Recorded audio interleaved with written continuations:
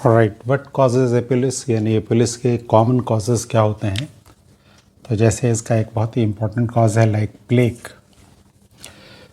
तो प्लेग जैसे दांत के आगे या दांत के पीछे, राइट, यहाँ पे एक वाइट पेल येलो पीला पीला ब्राउन कलर का एक फिल्म जैसी बन जाती, जिसके अंदर वो बनती है, जिसके अंदर बैक्टीरिया भी होते हैं, और वो बनती है फूड की वजह से, जैसे शुगर है, स्टार्च है, और मुंह में जो लार है उसकी वजह से बनती है।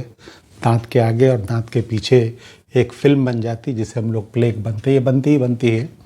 इसलिए हम लोग अगर ब्रश करते रहते हैं तो ये प्लेग हटता रहता है, इससे कोई प्रॉब्लम नहीं होती है।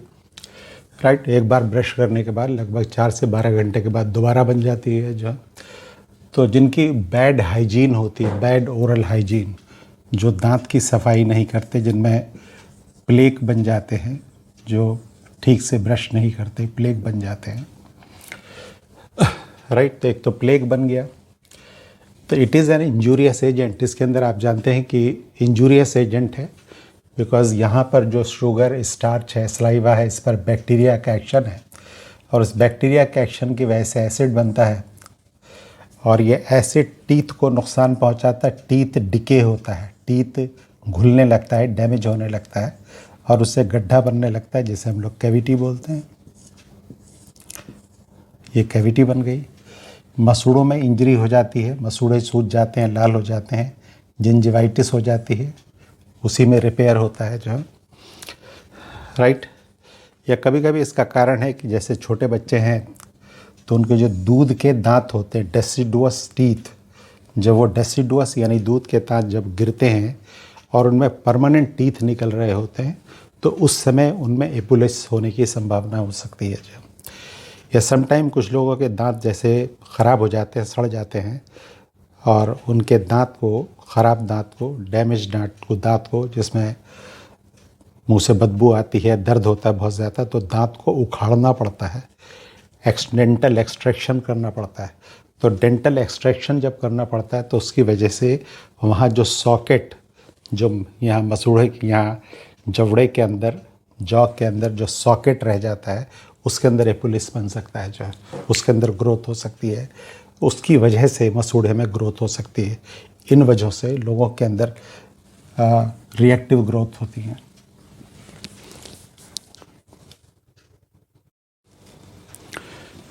और एपुलिस के जो कॉजेज़ हैं, और लाइक कुछ लोग जिनकी उम्र की वजह से, जैसे एडवांस एज में दांत गिर गए हैं, या ट्रॉमा, चोट लगने की वजह से दांत टूट गए हैं, तो एडेंटुलस हो गए हैं, दांत गिर गए उनके, तो उनमें आर्टिफिशियल टीथ और आर्टिफिशियल गम, आर्टिफिशियल डेंचर लगाना पड़ता है उनमें। तो आर्टिफिशियल डेंचर इस तरह से डिज़ाइन किया जाता है जो जबड़ों में अच्छे से फिट हो जाए।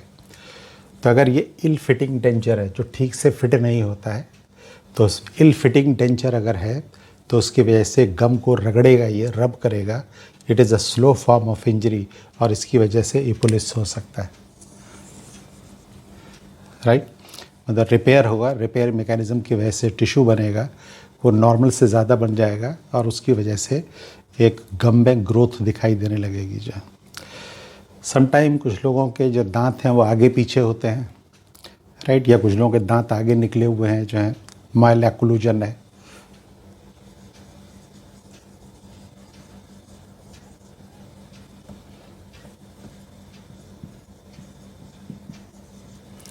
है ना, कि दांत आगे निकले हुए हैं या दांत आगे पीछे हैं।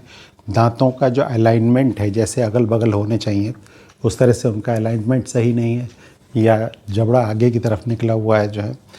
तो अलाइनमेंट को सही करने के लिए, या मान लो इसको सही करने के लिए कुछ ब्रेसेस लगाए जाते हैं, मेटल के लगाते हैं, जैसे आपने देखा होगा लोग तार के ब्रेसेस लगाते हैं जो है, तो वो क्रोम और निकल एलॉय के बने हुए हैं या किसी और चीज़ के बने हुए हैं।